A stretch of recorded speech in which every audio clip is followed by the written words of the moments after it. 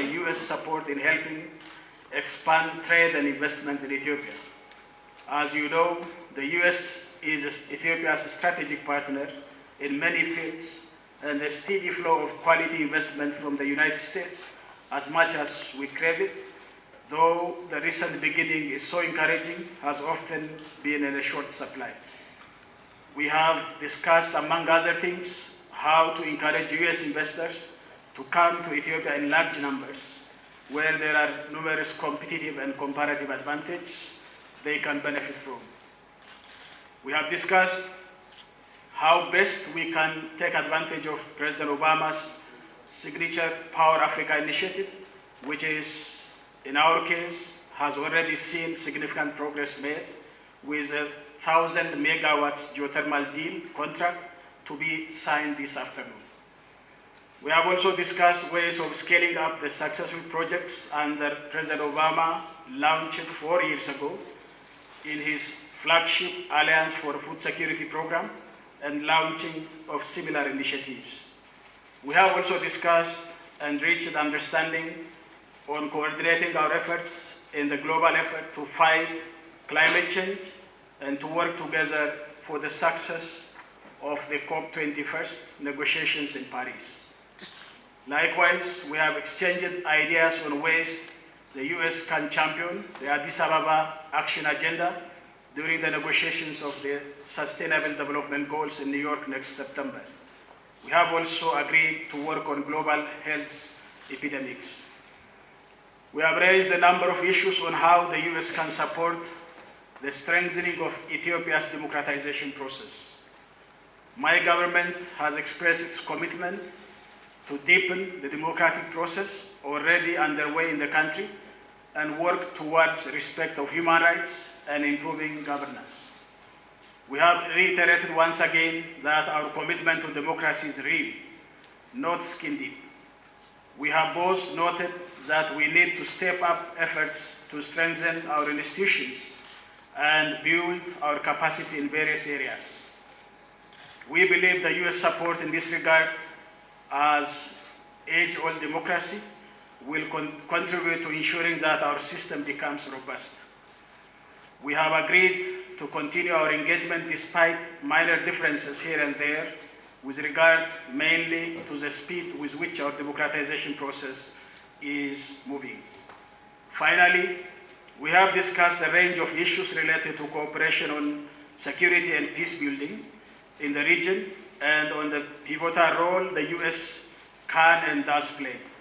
We have agreed to work closely on South Sudan to bring lasting peace to the conflict-ridden country. We have both agreed to work together in building peace in Somalia by helping create state institutions and by strengthening the Somali security forces in their quest to be in charge of the peace of their own country. We have agreed to intensify the campaign against terrorism in the region, and we both noted with satisfaction the progress AMISOM forces and Somali National Army are making with the support of the U.S. and other partners in their fight against Al-Shabaab. We have agreed to deepen our intelligence cooperation, both bilaterally as well as regionally. We have both noted and underscored that this cooperation is essential to curb the menace posed by terrorism.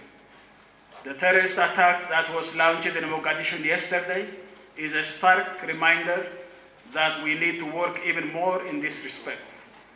In conclusion, we have agreed to continue working together for better results in all aspects of our cooperation. Mr. President, I now call upon you to give your remarks. Well, thank you, Mr. Prime Minister. Good afternoon. Denamalaku. Prime Minister Hailemariam, we appreciate your kind words and for the welcome that you've extended to our delegation. We've had very productive meetings here today, and after our bilateral, I had a chance to see the famous lions that live on the grounds. I'm considering getting some for the White House, although I'll have to make sure that my dogs are safe. To the people of Ethiopia, Thank you for the warmth and enthusiasm of your welcome and the spirit of friendship that you've shown me since I've been in Addis. I'm proud to be the first U.S. president to visit Ethiopia, and tomorrow the first U.S. president to address the African Union. So my visit reflects the importance the United States places on our relationship with Ethiopia and all the nations and peoples of Africa. As you noted, Ethiopia and the United States share a long friendship. Our people have worked together, traded with each other, and stood alongside one another for more than 100 years. The United States is strengthened by the contributions of Ethiopian Americans every day, and that's particularly true in our nation's capital, Washington, D.C., which has the largest Ethiopian community outside of Ethiopia, or at least outside of Africa. And we welcome Ethiopian students to study in the United States.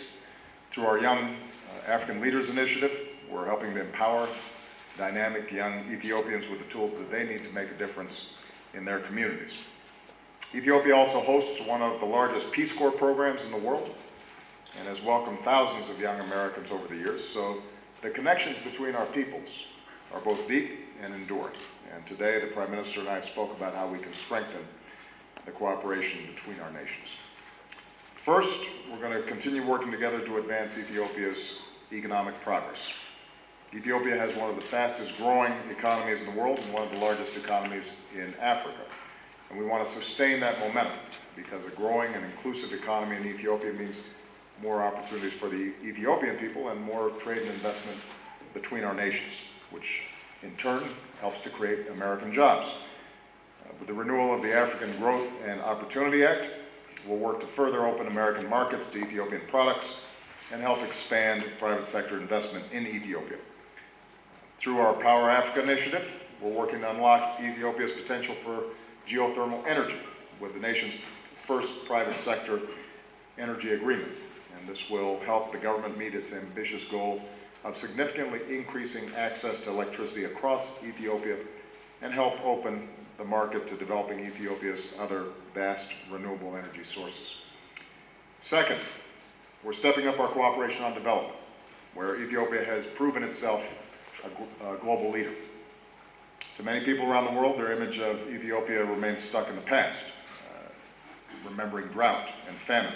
But in the past 15 years, Ethiopia has lifted millions of people out of poverty. We're working closely together to improve food security, to help farmers plant drought-resistant and higher-yield crops. We're building resilience to climate change. Fewer people are suffering needlessly from preventable diseases like malaria. More children are getting an education. Of course, there are still too many people, particularly in the rural areas, living in deprivation. So we have to keep moving on the progress that's been made. Prime Minister Hailemariam has demonstrated his commitment to eliminating extreme poverty.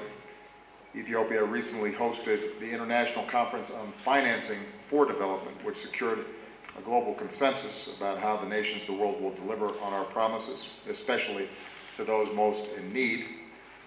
Your Prime Minister played a vital role in forging that consensus, and Ethiopia is now helping to shape a new set of sustainable development goals for the world. Third, our security cooperation is pushing back against violent extremism. Ethiopia faces serious threats, and its contribution to the African Union mission in Somalia have reduced areas under al-Shabaab control. But as the Prime Minister noted, yesterday's bombing in Mogadishu reminds us that terrorist groups like al-Shabaab offer nothing but death and destruction and have to be stopped. We've got more work to do. This past week, Ethiopian troops have helped retake 2 major al-Shabaab strongholds. We have to now keep the pressure on.